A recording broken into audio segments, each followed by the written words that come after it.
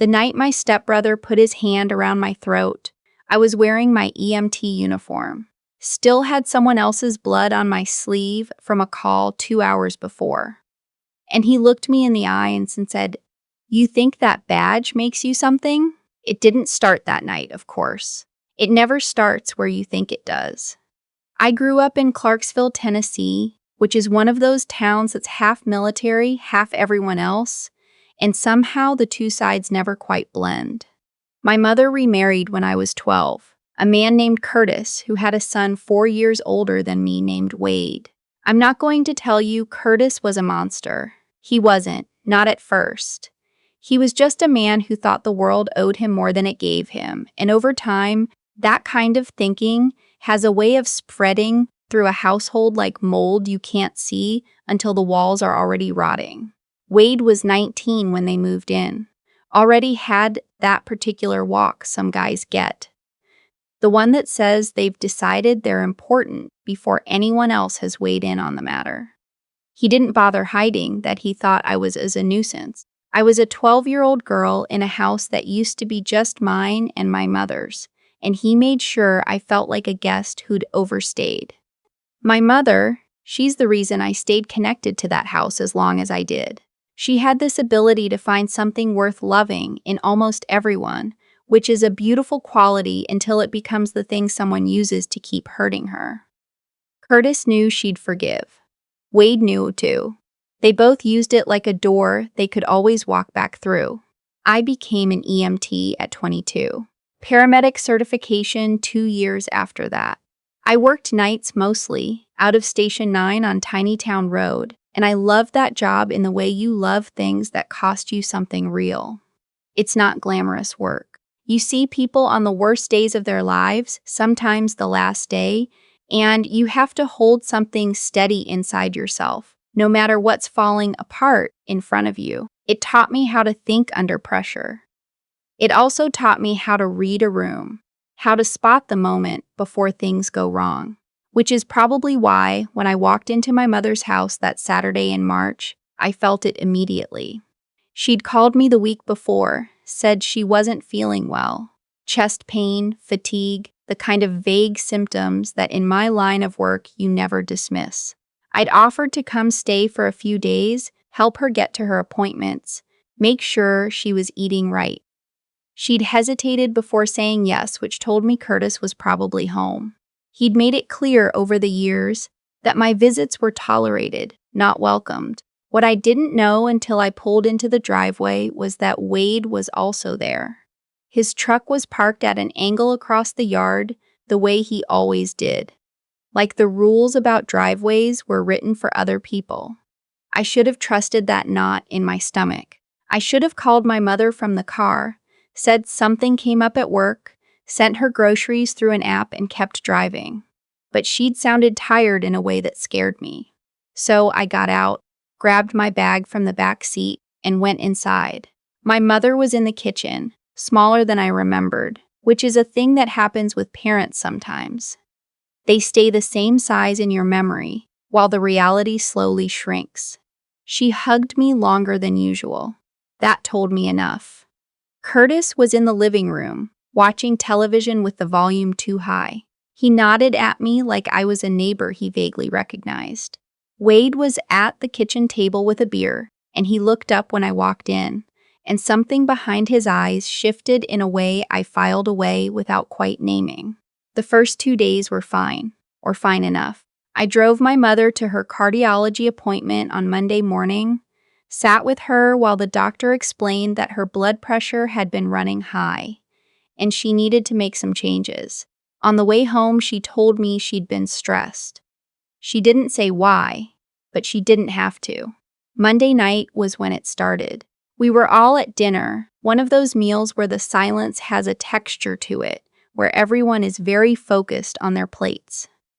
Curtis made a comment about the overtime pay EMTs were getting, something he'd read online, some opinion he'd formed without any particular knowledge. I didn't take the bait. I've learned not to, mostly. But then Wade said, "What do they even do though, really? Drive people around?" I looked at him. I pulled a 63-year-old man out of a burning car last Tuesday, I said. So there's that. He smiled. Not a real smile. Must be nice playing hero. I went back to my food.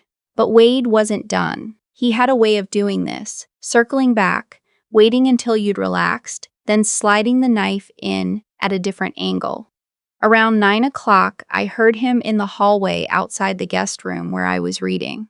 I heard him say something to Curtis, too low for me to catch the words, and then they both laughed, and I knew the laugh was about me. I told myself it didn't matter. I was there for my mother. 4 more days, and I'd go home to my apartment, and my cats and my shifts at the station, and this would all just be background noise. The next morning, I was in the kitchen at 6 a.m. making coffee when I heard the front door open. An older man came in. He lived 2 doors down. I'd seen him before, but never spoken to him. He was a Vietnam veteran, late 70s, walked with a cane.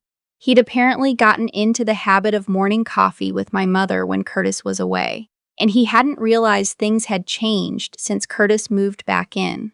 His name was Earl.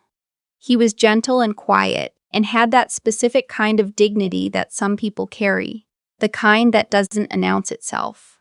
Curtis came downstairs 10 minutes later, and his face changed when he saw Earl sitting at the table. He said something about territory, about people showing up uninvited, and Earl stood up and said he'd be on his way. No trouble intended. But Wade had followed Curtis down, and Wade blocked the doorway. I don't know how to explain exactly what I saw in that moment, except to say I've been in rooms where violence was about to happen, and I know what that air feels like. It's thicker somehow. It has a weight. Wade said something to Earl that I'm not going to repeat because Earl is a decent man, and those words didn't deserve to land on him. Earl just looked at him, that quiet kind of look that comes from having seen worse things than a young man's arrogance. I stepped between them. That's the part everyone asks about later. Why? Why did I do it? What was I thinking? And I know what people expect me to say, that I made a calculated decision, that my training kicked in, that I assessed the situation and intervened. But that's not what happened. What happened was I didn't think at all. I just moved, because that's what you do when you see someone who can't protect himself being cornered by someone who can. You step between them. Wade turned to me. "Get out of the way," he said. "Earl is leaving," I said. "That's it. That's all that's happening right now." Curtis said my name from behind me, a warning in it. Wade grabbed my arm and I pulled it back, and then things moved fast the way they always do when something you've been dreading finally arrives. He shoved me into the counter. My mother screamed from somewhere behind us. I got my footing back and I pushed Wade off me, and he went sideways into the table and knocked over the coffee. And that's when Curtis grabbed a dish from the rack by the sink and threw it at me, and it caught me across the side of the head, and I went down. I was on my hands and knees on the kitchen floor, and there was blood in my eye, and I was thinking, I remember this clearly, I was thinking, keep Earl in your line of sight. Don't lose track of Earl. Wade kicked me. Once in the ribs, once in the shoulder. My mother was crying. Earl was saying something in a low, steady voice. And then, and this is the part I replay, Earl put himself between Wade and me. A 78-year-old man with a cane. He stood there and he said, "That's enough." Wade actually stopped. I don't know if it was shock. I don't know if there was something in Earl's voice that reached some part of Wade that wasn't completely lost yet, but he stopped. Curtis called the police before I did, which tells you everything. He got to tell his version first. By the time the officers arrived, I had a 2-inch laceration above my left ear that was bleeding through the dish towel I'd pressed against it. And Curtis was explaining, very calmly, that I'd come into the house and started trouble, that I had a history of instability, that he was just trying to protect his family. I sat on the porch steps while an officer took my statement and another one talked to Curtis inside. And I remember thinking that I was doing exactly what I train other people to do. Staying calm, giving clear information, not letting the pain in my head turn into panic. But underneath that, something in me was exhausted in a way that went past that day, past that kitchen, all the way back to being 12 years old, and first understanding that this house was never going to be safe for me. They took Wade in for questioning. They didn't arrest anyone that night. The officer who took my statement told me I should go get my head looked at, and he said it gently, and I could tell he believed me, and I could also tell that belief and action weren't the same thing. My mother drove me to the ER. She held my hand in the waiting room without saying anything, which was more than I'd expected and less than I needed. They cleaned the laceration, closed it with 6 stitches, checked me for concussion. Mild, they said. Mild concussion. Like there's a version of someone throwing a ceramic dish at your head that deserves the word mild. I went back to my mother's house that night because I couldn't leave her there alone. I slept with the door locked and my phone in my hand. What I didn't know was that Earl had already made a phone call. I found out the next morning when there was a knock at the front door, and I opened it to find a woman in her 50s in a civilian blazer who showed me a badge and introduced herself as an investigator with the district attorney's office. She said Earl Simmons, that was his last name, Simmons, had filed a formal complaint and made a statement the previous evening, and that she'd been reviewing the officer's report and that she had some questions for me. We sat in my car in the driveway because I wasn't going to invite her into that house. She asked about my medical history, my relationship with Curtis, whether I'd had any previous incidents with Wade. She was thorough and professional, and at one point she asked me, almost as an aside, where I worked. And when I told her, she nodded slowly and made a note. "Your department has an incident report from last Tuesday," she said. "The car fire." I said yes. She said, "Your captain wrote a commendation." I didn't say anything. I didn't see where she was going. She looked up from her notebook. "I'm telling you because it matters," she said. "Who you are matters. What people can establish about your character matters. And I want you to know that we are going to take this seriously." I cried in my car after she left. I'm not ashamed of that. I'd been holding it since the kitchen floor. It took 6 weeks, and I won't tell you they were easy weeks. Curtis hired a lawyer, and the lawyer put out the version of the story where I was the aggressor, where I'd shown up looking for a fight, where poor Wade had only tried to restrain a volatile woman. Some people believed it. Some people in that neighborhood had known Curtis for years and had no reason to question him.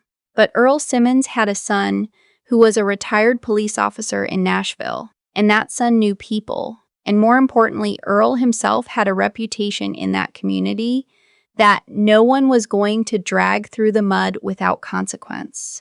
He'd been going to the same church for 40 years. He'd built houses for Habitat for Humanity on his weekends for the better part of a decade. When he stood up and said what had happened in that kitchen, people listened. The DA filed charges against Wade, aggravated assault. 1 count for me, and 1 count related to Earl's presence in the room, which Earl's son had flagged as a potential hate crime element, given some of the language that had been used. Curtis was charged with misdemeanor assault for the dish. He'd thrown it at a paramedic. That detail turned out to matter more than he'd anticipated. The trial was a Tuesday in October, 8 months after the kitchen. I sat in that courtroom in my Class A uniform, the one we wear for funerals and commendations, and I watched Wade's lawyer try to build a case out of nothing, and then watched it fall apart under cross-examination, because the evidence was simple and clear. There were photos of my injuries. There was Earl's testimony. There was the responding officer's report, which, it turned out, had noted that Curtis's account contained several inconsistencies. There was my captain's commendation letter, which the prosecutor introduced to establish my character over the defense attorney's objection. Wade got 18 months. He'll serve less than that, probably, but the record follows him. Curtis pled to the misdemeanor, paid a fine, lost something harder to quantify. What happened after the verdict is the part I have trouble putting into words without it sounding like something from a movie. I walked out of the courthouse and there were people waiting. Earl was there with his cane and his son and his daughter-in-law. My partner from Station 9 was there, had driven up on his day off without telling me he was coming. 2 other medics I'd worked with, the lieutenant who'd trained me, my captain, a woman who I have never once seen show any emotion at work, not at scenes, not at debriefs, not ever, was standing on the courthouse steps. And when I came out, she looked at me for a moment, and then she said, "You did the right thing, Chambers." Chambers is my last name. She's never called me anything else. I stood there on those steps in October sunlight with my people around me, and I thought about the 12-year-old girl who had stood in a kitchen in Clarksville and understood for the first time that some adults in the world were not going to protect her. I thought about how long I had spent trying to take up less space in that house, to be quiet enough, to not give anyone a reason. How many years I'd practiced disappearing. And I thought about the moment in that kitchen when I stepped between Wade and Earl Simmons.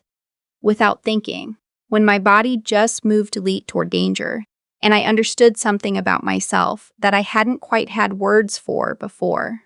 I'm not built to disappear. I never was. My mother called me that evening from a number I didn't recognize. She'd gotten a new phone. She didn't say much. She said she was staying with her sister in Murfreesboro for a while. She said she was sorry. She said she was proud of me, and her voice broke on the word proud. And I told her I loved her, and I meant it, and I also knew that love and forgiveness are not the same thing, and that I was going to need a lot of time to figure out which one I was ready to offer. I went back to work the following Monday, got dispatched to a cardiac call at 6:47 in the morning, a man in his 80s in a house on the east side of town, and I walked through his door, and I was already thinking, already assessing, already moving toward what needed to be done. That's still who I am. That's the thing they couldn't take.